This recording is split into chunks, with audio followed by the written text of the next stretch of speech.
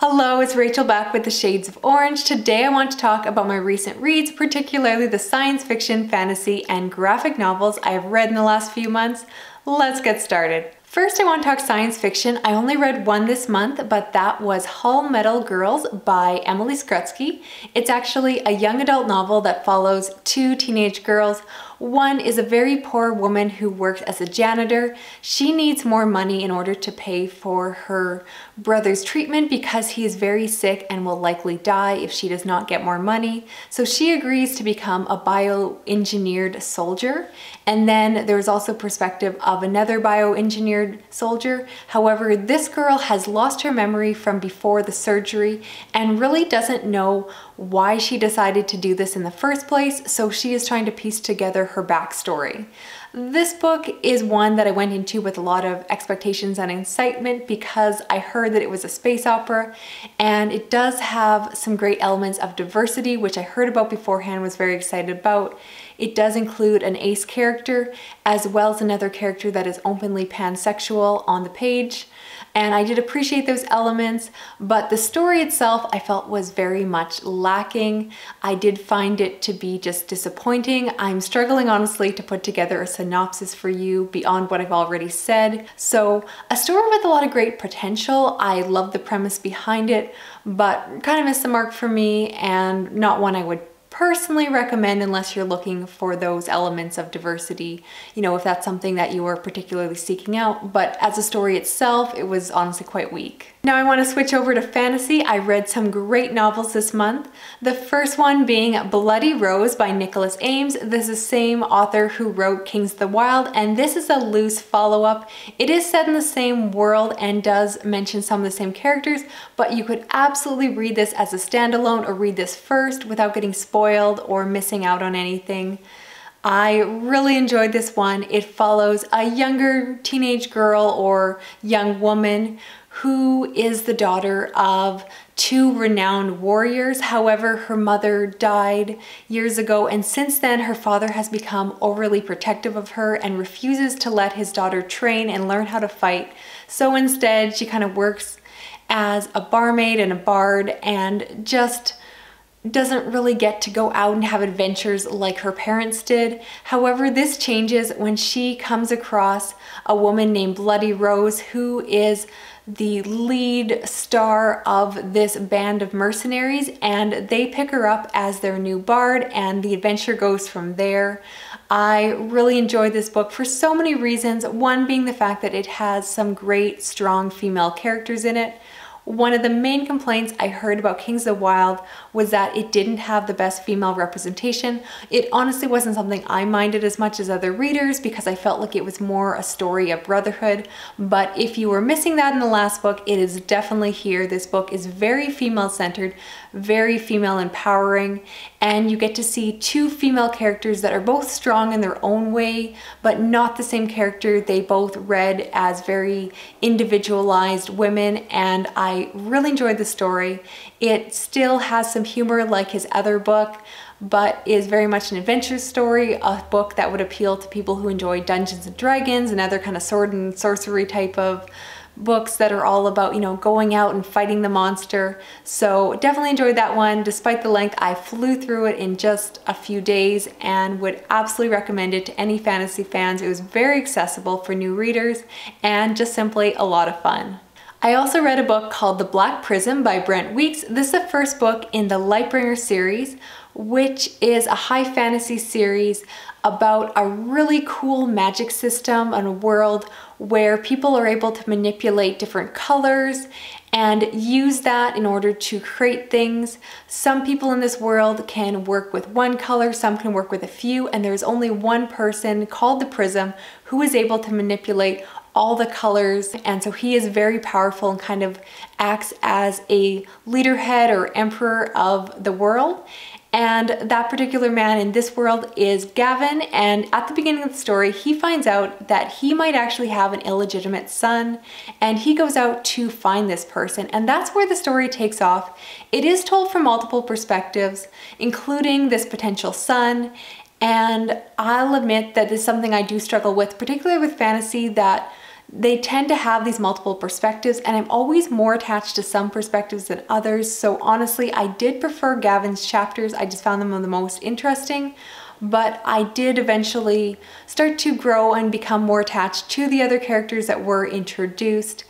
It's a very politically based story, so there is a lot of discussion of different nations and different backstories. You find out that years ago, the Prism actually got into a war and fight with his own brother because there was a war over who was actually the Prism and who was falsely claiming to be the Prism, and Gavin was the one who succeeded and came out on top. There's some great twists and turns in the story that I absolutely cannot spoil and made this book very enjoyable.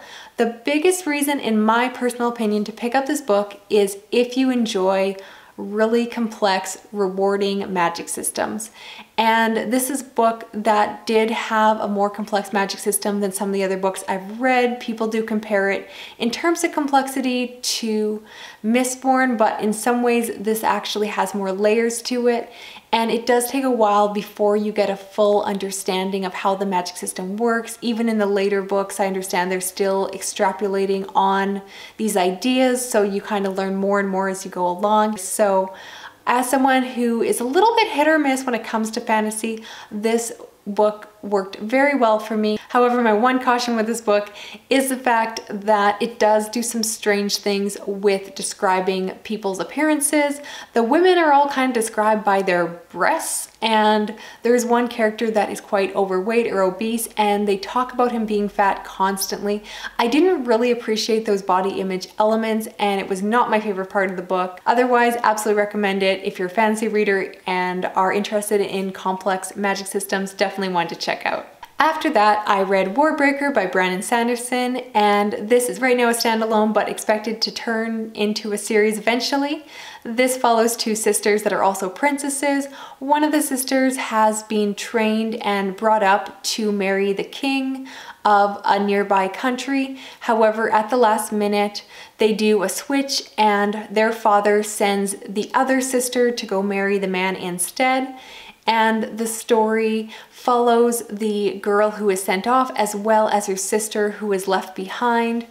I read this after Mistborn, and my expectations were probably unfairly high because I love Mistborn so much. I was really hoping this one would meet those same expectations, and it didn't quite work as well for me. I think there's a few reasons for that. One being the fact that this is a very politically minded story. I actually don't mind politics and fantasy, but it's very Regency based, and I'm not a big fan of Regency politics, I'm learning. So that didn't completely work for me. It definitely has a young adult feel, and I just felt that the plot was kind of straightforward and predictable at times. So I just thought it was a good fantasy story, but I wanted it to be so much better. I did really like the magic system in here. It's built around the idea of everyone having a breath that allows them to do some really interesting magic and also deals with color. And I did like those aspects, but I read this after reading the Black Prism, and while the magic systems are very different despite both dealing with colors, I liked the Lightbringer series better, what it did with the magic system, and so this one just felt a little bit shallow in comparison.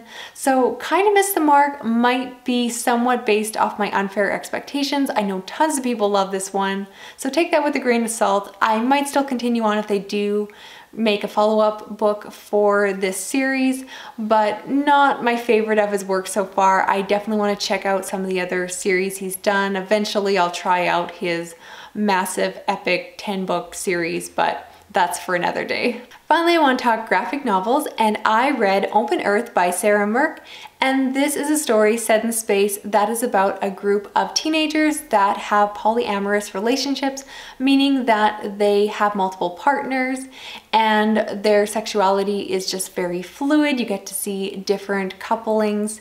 And I think in terms of representation, it was amazing. It's definitely not something I'm personally overly familiar with. I definitely come from that monogamous background, married myself, all of that.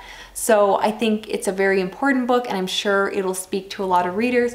In terms of plot, I did feel it was lacking. I was hoping that this book would have more of a space opera feel, but you could almost forget that the book was set. In terms of plot, it was kind of in terms of plot, I felt it was lacking.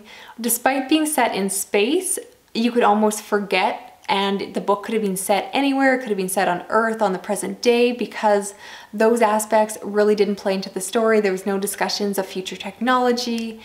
Instead, it was very much about the relationship. So not the book I was looking for, but again, I do have props and know that other people are going to get so much more out of the story than I will. So again, not for me, but probably for someone else. The other science fiction book I read this month was Descender, Volume 6 by Jeff Lemire, and my goodness, I loved this final volume of the series.